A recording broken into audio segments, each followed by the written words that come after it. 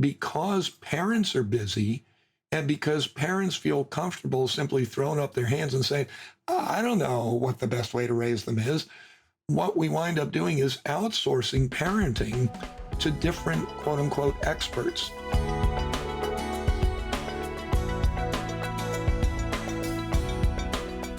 Let's talk about America. Let's talk about why most Americans really lack this kind of biblical, coherent worldview. Again, we say, oh, well, we're raised in America. We live in a Christian nation. We go to church on Sunday.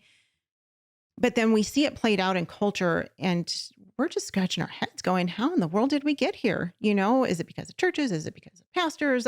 What's going on? And then how do we get back to the foundation of God's word? Yeah, that's not a simple question to answer because there's so many things that feed into the answer. Sure. But I would say some of the significant elements to consider are, number one, when you talk about worldview in our culture today, most people roll their eyes. It's not something that we talk about. It's not something that we think about. It's not something that we have standards for that we hold people to. And so the unfortunate reality is that in America today, worldview develops by default. Parents aren't really shepherding or directing that process. Churches aren't directing or focused on that process. Even in our culture, even though it has a dramatic impact on the formation of people's worldview, most of that is unintentional. And so it's this default process. Now, is that different than the way it used to be? Yes, it is. As you look over the course of decades or generations, however you want to measure things, what we've seen is that this used to be an undertaking that parents took seriously.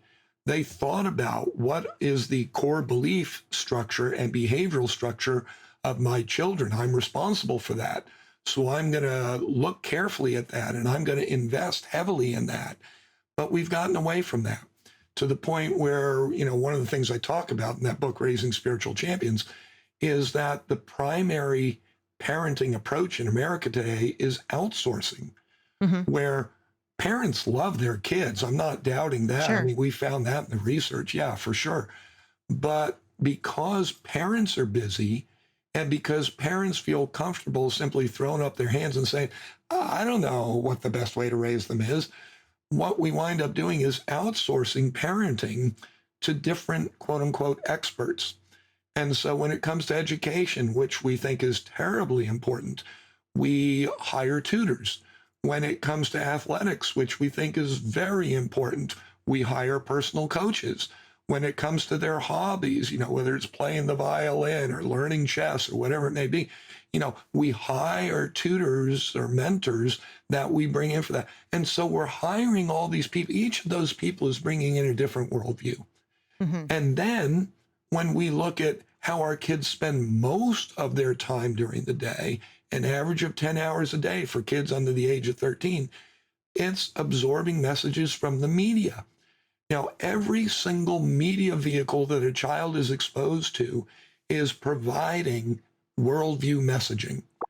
And one of the chapters in the book, I talk about a research study that we did. It's a form of research called content analysis, where we identified the most popular media that children are being exposed to in America today.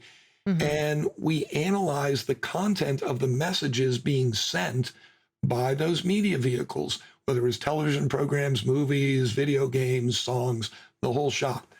And what we discovered is that the vast, vast, vast majority of the media messages being sent are anti-biblical.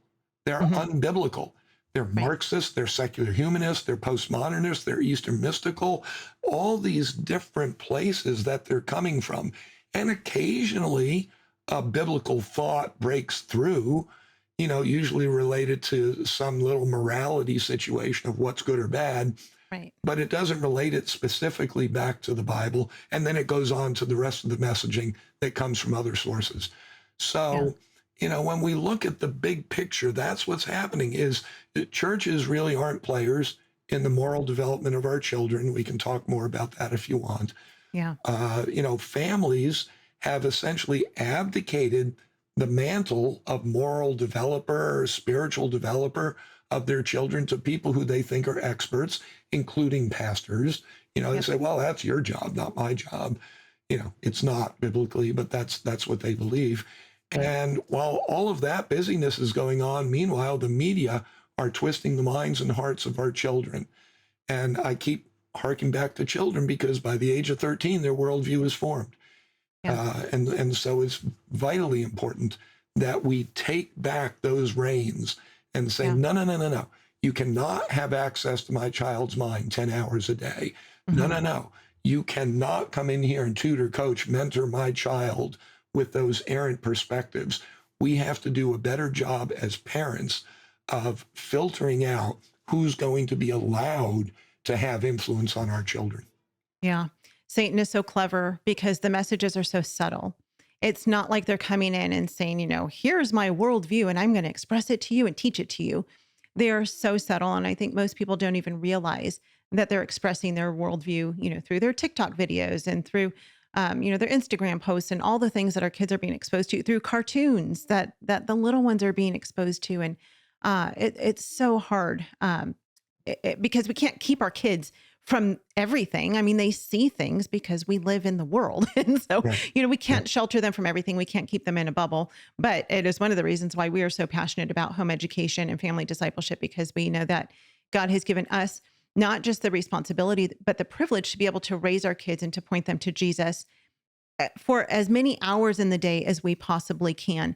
And then as they're exposed to those things, we get to help guide their hearts and train them and point them back to truth. Homeschool Insights is sponsored by CTC Math. If you're looking for a great online math program, visit ctcmath.com and try it for free. For more great homeschool inspiration and resources, listen to the Schoolhouse Rocked podcast every Monday, Wednesday, and Thursday.